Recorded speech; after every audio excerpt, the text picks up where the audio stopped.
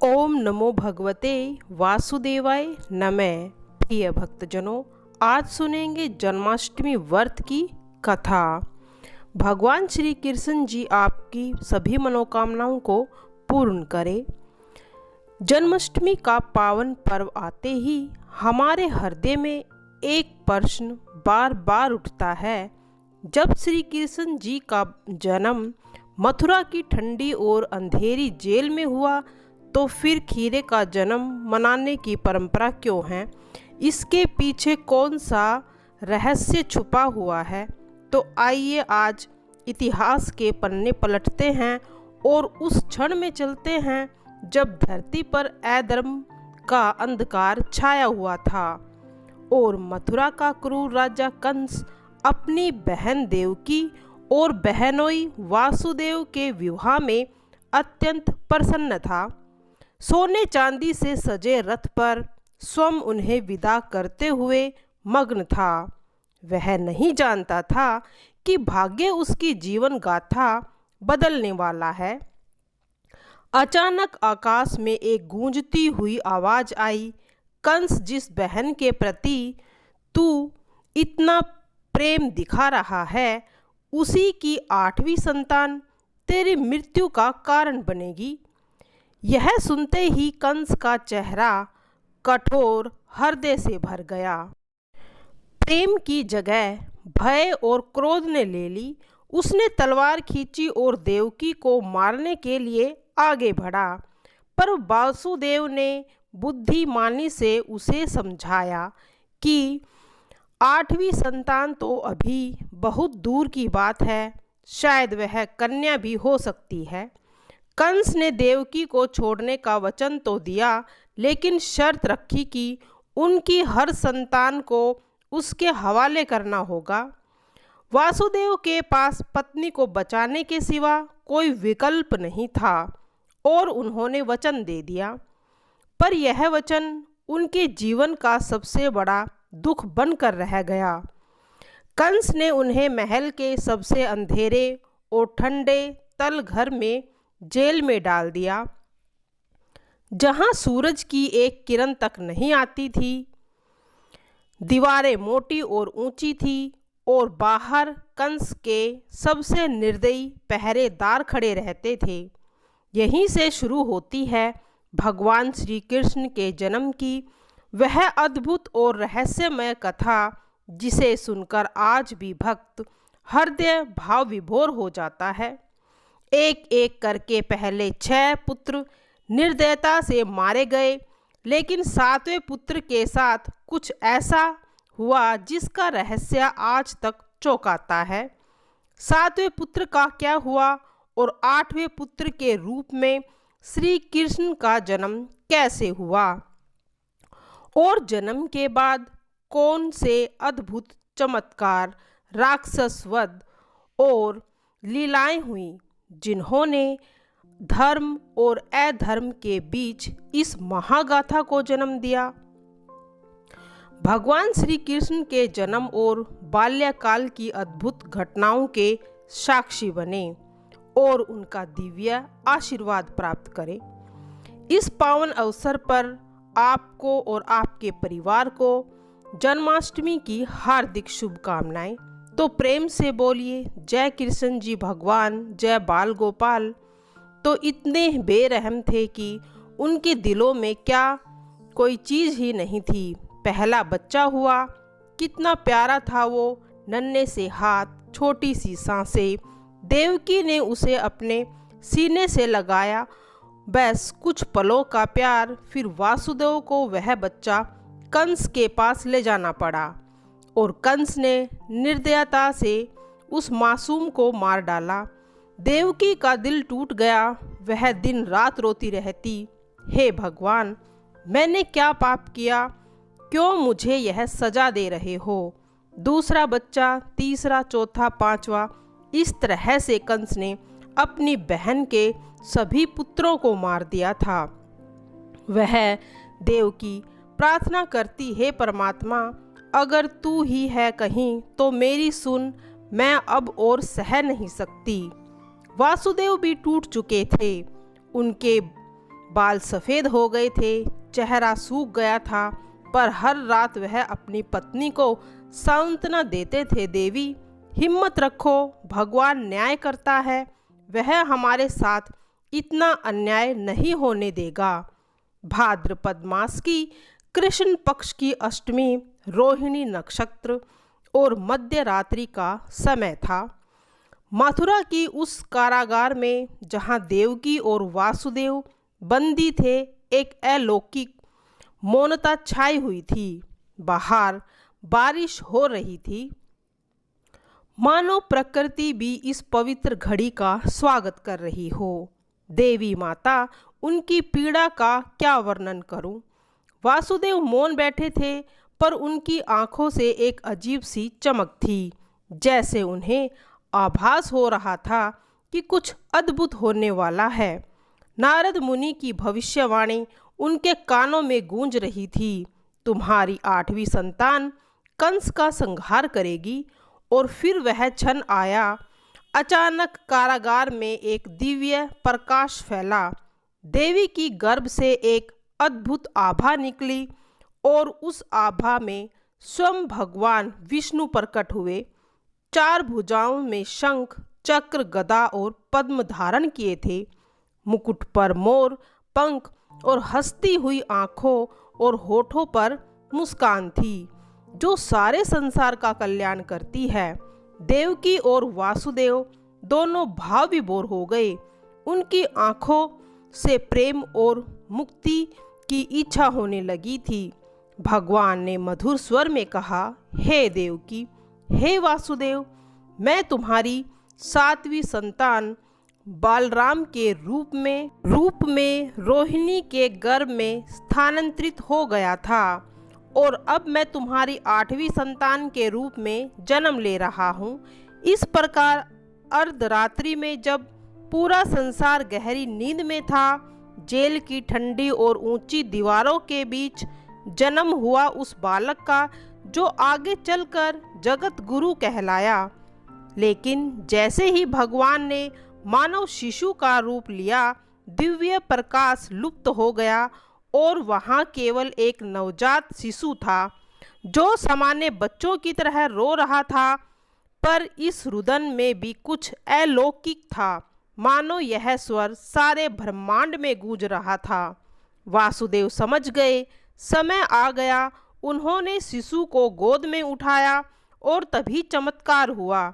Jail की सभी जंजीरें अपने आप खुल गई, ताले गिर पड़े, दरवाजे स्वयं खुल गए और पहरेदार गहरी नींद में सो गया, मानो किसी अदृश्य शक्ति ने उन्हें सम्मोहित कर दिया हो। बाहर मूसलधार वर्षा हो रही थी। वासुदेव ने शिशु को टोकरी में लिटाया, सिर पर रख लिया और यमुना नदी को पार करना था, पर नदी उफान पर थी। लहरें इतनी ऊंची थी कि मानो समुंदर हो। लेकिन जैसे ही वासुदेव ने यमुना में पैर रखा, चमत्कार हुआ। जल स्तर कम होने लगा, लहरें शांत हो गई, मानो यमुना मैया स्वयं अपने कृष्ण के स्वागत में मार्ग बना रही हो। तभी वर्षा और तेज हुई तो सहस्त्र फनों वाले शेषनाग प्रकट हुए और अपने विशाल फनों से शिशु को भीगने से बचाया। वासुदेव के हृदय में केवल एक ही भाव था, अपने बच्चों को सुरक्षित गंतव्य तक पहुंचाना। अतः वह पवित्र धारा गोकुल पहुँचे। वहाँ हर गली में प्रेम की सुगंध थी, जहाँ गायों को हुंकार, बच्चों की किलकारियाँ और गोपियों के मधुर गीत हवा में तैरते रहते थे। वहीं रहते थे नंद बाबा और मैया यशोदा। नंद बाबा जो केवल एक ग्वाला नहीं थे, बल्कि पूरे गोकुल के मुखिया थे, दयालु, न्यायप्रिय और सबसे प्रिय। यशोदा माता का वर्णन करना तो सूर्य की रोशनी को दीपक से दिखाने के समान प्रेम की साकार मूर्ति थी। वो गोकुल की हर महिला उन्हें माँ कहकर पुकारती थी। बच्चों के लिए उनका प्रेम अथाह था, लेकिन अपनी संतान न होने के दर्द से उनके मन में गहरा सदमा बसा हुआ था।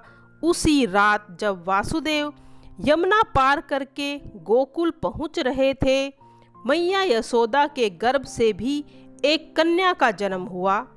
तो वह कन्या थी योग माया, भगवान की दिव्य शक्ति का रूप। वासुदेव नंद बाबा के घर पहुँचे और अजीब बात यह थी कि जब वे वहां गए तो सारे पहरेदार सो गए थे, दरवाजे खुले थे और यशोदा मैया गहरी नींद में थी।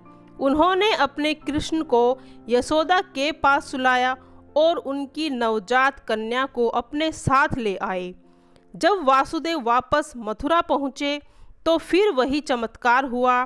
जेल के दरवाजे अपने आप बंद हो गए, जंजीरें फिर से उनके हाथ पैर में बंध गई और बाहर से लगता था जैसे कुछ हुआ ही नहीं हो।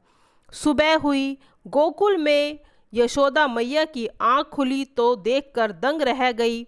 उनकी गोद में एक अप्रतिम सुंदर बालक था, जिसके चेहरे पर ऐसी आभा थी जैसे चांद धरती पर उतर आया हो। बड़ी बड़ी आंखें, मुस्कुराते होठ और माथे पर वो तिलक जो प्राकृतिक रूप से बना था।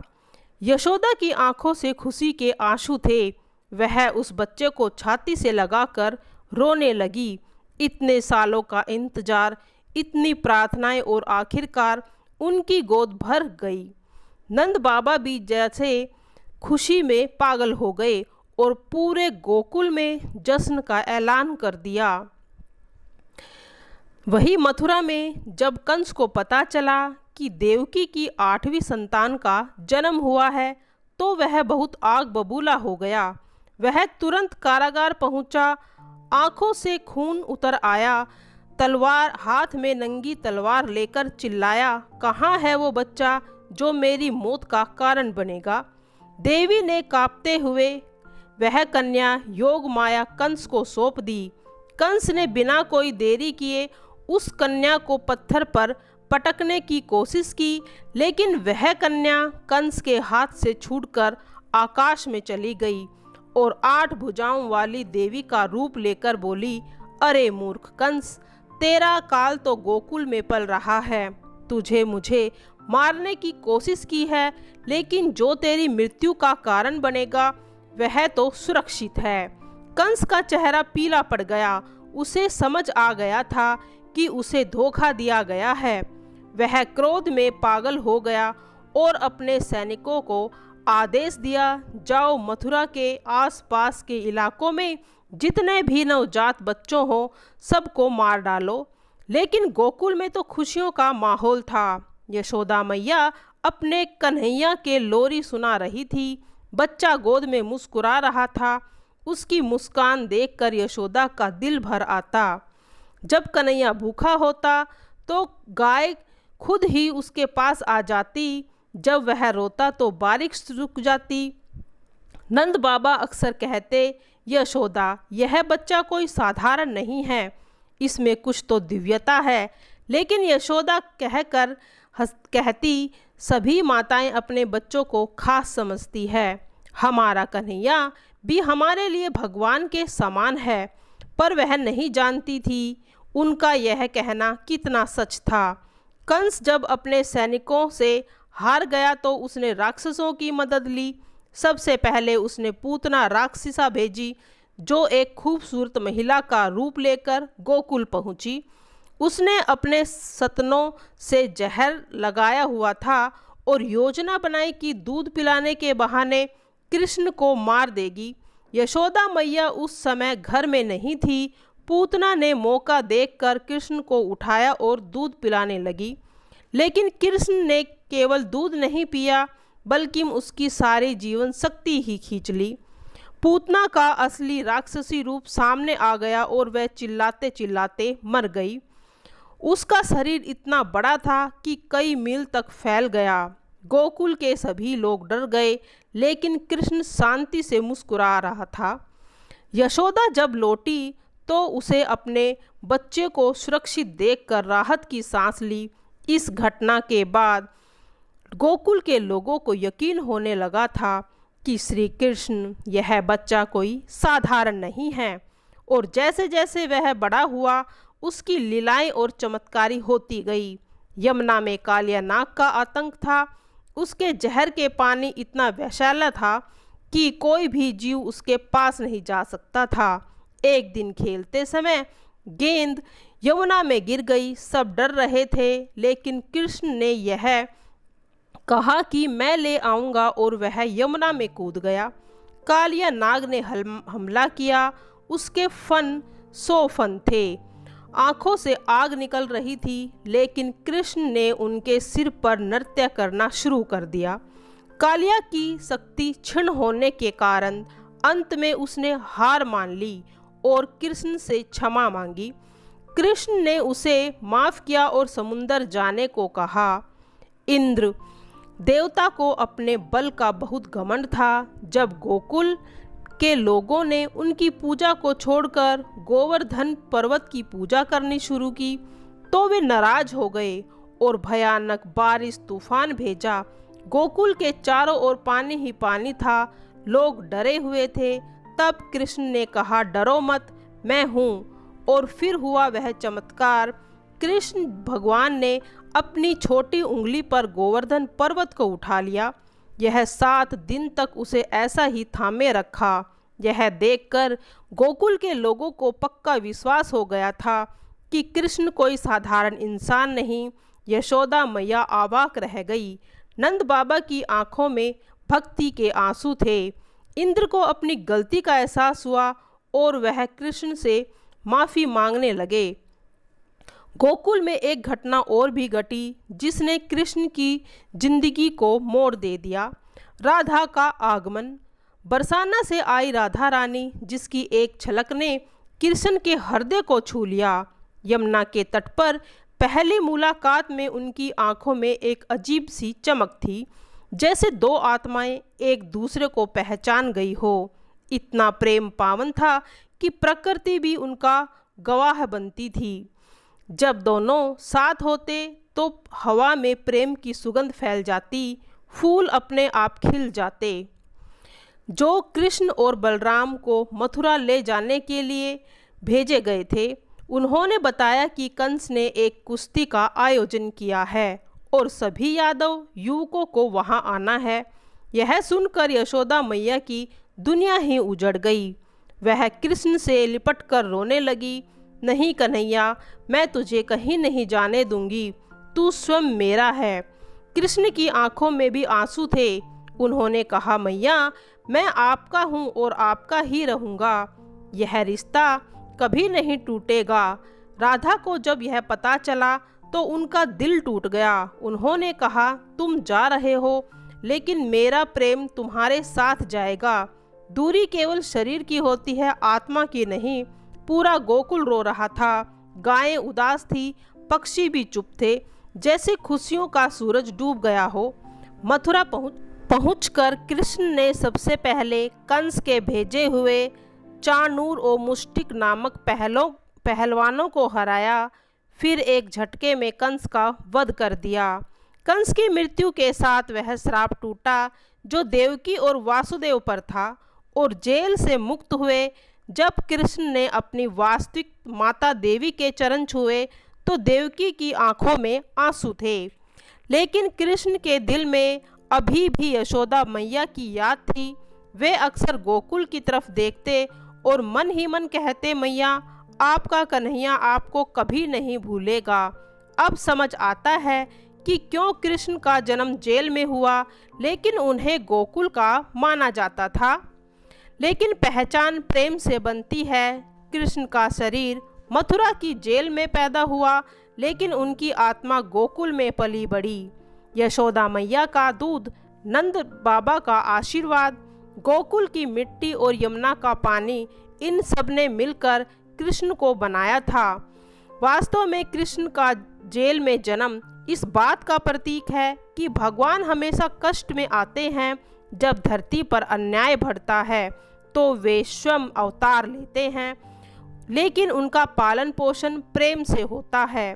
गोकुल के प्रेम सेवे के बाद कृष्ण द्वारका के राजा बने। वे अर्जुन के सारथी बने गीता का उपदेश दिया। लेकिन जब उनसे कोई पूछता है कि वे कौन हैं तो वे कहते हैं, मैं गोकुल का ग्वाला मैया यशोदा का कन्हैया हूँ। द्वारका के राज्य करते समय भी उनके मन में गोकुल की यादें थीं। वे अक्सर यमुना के तट पर जाकर उन दिनों याद करते हैं जब वे छोटे से कन्हैया थे, लेकिन यशोदा मैया के सामने छोटा बनकर ही बच्चे के रूप में रहते थे।